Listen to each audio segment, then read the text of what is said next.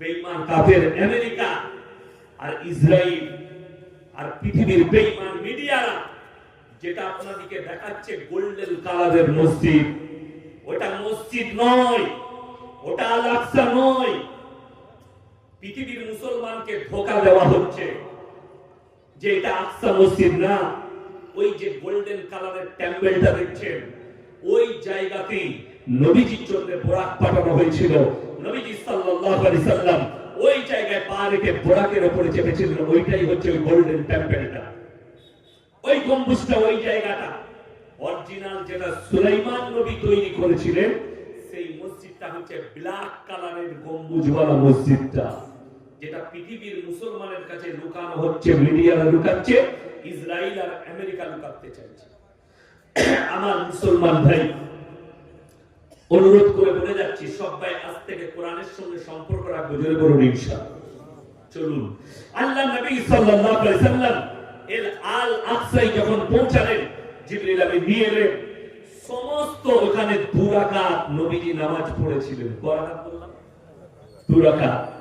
নবীজি ইমাম, সমস্ত পয়গম্বররা নবীজির পেছনে নামাজ আদায় করেছিলেন। এই কুদরতি কারিশমাটা সকলে বলুন কার? আল্লাহ।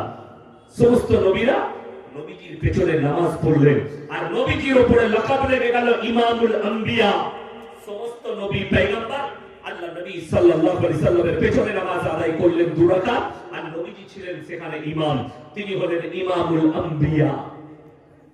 আমার ভাই, আপনি ইসলামটাকে কিভাবে নিয়েছেন? আপনার ব্রেন আর বিবেক আর বুদ্ধিকে জিজ্ঞেস করুন। বেঈমান কাফেররা চারিদিকে ঘেরছে। মাত্র 90 লাখ ইহুদি একটি দেশে, গোটা পৃথিবী মিলিয়ে 1,10,00,000 ইহুদি আছে। গোটা পৃথিবীর সব দেশ মিলিয়ে 1,10,00,000। আমি দেখলাম আজকে একটা আসামের মুখ্যমন্ত্রী সাক্ষাৎকার দিয়েছে। কে? पूरा फिलिस्तीन गाजा को खत्म कर देना चाहिए इजराइल को। अरे मेरे दोस्त, इजराइल वाले सबसे ज्यादा गोश्त खाता है। ইহুদিরা গরুর মাংস খায় না? খায় না। আমাদের দেশের কিছু অন্ধভক্ত বলছে ইসরাइल जिंदाबाद। अबे इजराइल तेरे मां को खाता है, तू जिसे मां कहता है, इजराइल सबसे ज्यादा। ইহুদি আর খ্রিস্টানরা পৃথিবীর সবথেকে বেশি মাংস খায়। ইহুদি, খ্রিস্টান আর নাসারা। গরুর মাংস। কিসের মাংস বললাম? গরুর মাংস। আর পৃথিবীতে আরব কান্ট্রি গুলো, তারা তাদের দেশে গরু বেশি জবাই হতে দেয় না। একমাত্র কুরবানির সময় দুম্বা আর উট জবাই করে, আর খাসি জবাই করে, বকরি। বাকি সমস্ত বিদেশ থেকে রপ্তানি হচ্ছে। তার মধ্যে গোটা পৃথিবীকে গরুর মাংস রপ্তানিতে নাম্বার 1 ব্রাজিল, নাম্বার 2 হচ্ছে হিন্দুস্তান, ভারত। ভারতে 7টা বড় বড় গরুর গোশত রপ্তানির কোম্পানি আছে। 5টা হচ্ছে হিন্দু ভাইদের, 2টো মুসলিম। বড় কষ্ট লাগে। মুসলিমরা যে গরুটা খায় সেটা হচ্ছে গোমাতা, আর বিদেশে যেটা রপ্তানি হয় ওটা হচ্ছে সৎ মাতা। আমি বললেই খারাপ। আমার এই কথাটা কালকে ভাইরাল হবে, খালি ফেসবুকে গালিগুলো শুনে নেবেন। কাদের? গোবর ভক্ত আর মুত করবে। আরে বড় দুঃখ লাগে। আমাকে একটা ছেলে অমুসলিমদের ফোন করে জিজ্ঞেস করছে, স্যার আপনার বক্তব্য শুনি ভালো লাগে। কি হয়েছে বলো? স্যার একটা প্রশ্ন ছিল, উত্তর দিবেন? আমি অবশ্যই দেবো। কি প্রশ্ন বলো? আমাকে বলছে রেগে যাবেন। আমি রাগের কি আছে, তুমি আমাকে গালি দিবে তো দিবে, অসুবিধা নাই, তুমি বলো, আমি উত্তর দেবো। বলছে আচ্ছা স্যার, আপনাদের ধর্মে আপনারা মায়ের দুধ খান? আমি বললাম আমি তো নিজে মায়ের দুধ খেয়েছি। আমরা সকলে মায়ের দুধ খাই না? খাই। খাই তো কি হয়েছে? বললে আপনারা গায়ের দুধ খান? আমি অবশ্যই। আমি তো শ্বশুর ঘরে গেলে 1 লিটার করে দুধ খাই। আর আমি যখন ছোট ছিলাম, আমার বাড়িতে আমি মাকে দেখেছি 10 কেজি, 12 কেজি, 20 কেজি দুধের গাই থাকতো, 1টা 2টো করে। মা বড় বড় হাঁটি দিয়ে দুধ ফুটাতো, আমরা 6 ভাই বোন দুধ খেতাম। একটু আধটু নয়, সব 500-1 কেজি করে দুধ খেতাম ভাইরা। দুধের সর হতো, ওগুলো আমরা ভাই বোন যে যখন পাত্র চুরি করে খেয়ে দিতাম। কি বুঝলেন, যেটা খায় আর কি মানুষ সাধারণ, কে আগে খেতে পারে, আমরা আগে খেয়ে দিতাম। যাই হোক, খেয়েছি। সে আমাকে উত্তর করছে, আপনারা গায়ের দুধ খান, গায়কে জবহ করে তার গোশতটাও খেয়ে নেন, মায়ের দুধ খান, মাকে কেন জবহ করে খান না? দারুণ বলেছে। সে মনে করেছে মৌলবীকে ফেলে ফেলালাম। আমি বললাম, উত্তর আমি দেবো, তুমি আমার ইনজেকশন দিতে পারবে? বলে, কেন? এমনি আমি গাল খাওয়াবো, তুমি কেটে বেরোবে না তো? না না, আপনি দেন না স্যার উত্তর। আমি বললাম, তুমি গোবর আর গরুর মুখ খাও? বলে, হ্যাঁ। আমি বললাম, তোমার মেয়ের মুখ খাও না কেন? কথা বুঝতে পেরেছে না? সে তখন মা কুল তুলে গাল দিয়ে ফোন কেটে পালালো। আমি বললাম, দুঃখের বিষয়, আমি বলেছি তুমি আমার ইনজেকশন দিতে পারবে। তারপরে দেখলাম হোয়াটসঅ্যাপে গাদা গাল দিচ্ছে মা বোন তুলে, আমি ব্লক করে দিলাম। যে যাই হোক, দেখুন, এটা কেন ধর্মকে আঘাত নয়। যারা আমাদেরকে বলছে এরা গোশখোর, তাদেরকে বলবো আল্লাহর কৃপা, আমরা দুধখোর আর গোশখোর, আল্লাহর কৃপায় মুদখোর আর গোবরখোর নয়। সবাই বলুন আলহামদুলিল্লাহ। গায়ের বাচ্চাও জানে তাকে মুখ খাওয়া চলবে না, তাকে দুধটাই খেতে হবে। কি বুঝলে? এমনি নবীজিকে গালি দিচ্ছে এই কারণে। আর আল্লাহ তাআলা কোরআনে যতগুলো হালাল করেছে তোমরা ভক্ষণ করো। বোম্বেতে একজন গুজরাটি ব্যক্তি, আমি তার অফিসে গেছি, অমুসলিম ভাই আমাকে বললেন, मौलवी साहब एक सवाल करो। जरूर कीजिए। बोले, भाई आप लोग जान मार के खाते हैं, मुर्गी खाते हैं, खस्सी खाते हैं, गाय खाते हैं, ये तो जान मार के खाना, ये तो बिल्कुल गलत है, आपका कोई जान ले ले। अमन, आप क्या खाते हैं? बोले कि मैं तो सिर्फ वेजिटेबल, शाकाहारी, सिर्फ सब्जी खाता हूं। আমি বললাম, आप स्कूल में गए? बोले जी। हम कहां तक? बोले मैंने तो एमए किया है। माशाल्लाह, एमए किया है। আমাকে बोले आप? हम बोले मैं तो 8-9 तक हूं, बस 8वीं तक पढ़ा हूं। बोले अच्छा। हम बोला, आपने ये नहीं पढ़ा कि दरख्त के अंदर भी जान होती है। গাছের মধ্যে প্রাণ আছে না? যারা বিজ্ঞানের স্টুডেন্ট আছেন, মাস্টার আছেন, তারা জানেন গাছের মধ্যে প্রাণ আছে। আমরা फिर आप सब्जी कैसे खाएंगे? उसको भी तो तोड़ के खाना, उसको आप तकलीफ दे रहे, सिर्फ पानी पी के रहो।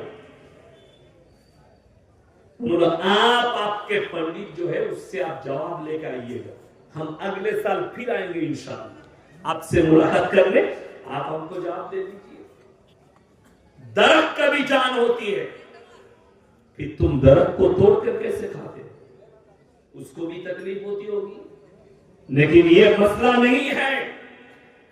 अल्लाह तबारक व तआला ने जितने भी नेमत दी है सारे इंसानों के लिए दिया।